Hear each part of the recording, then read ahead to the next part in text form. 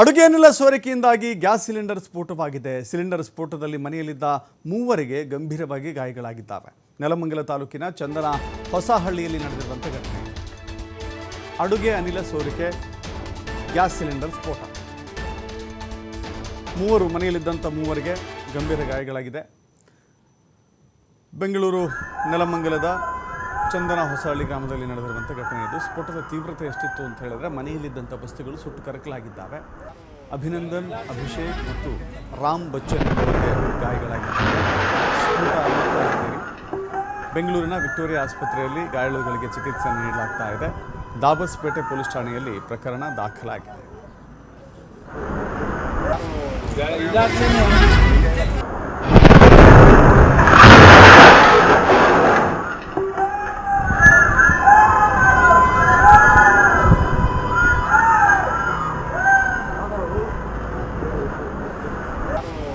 Exactly.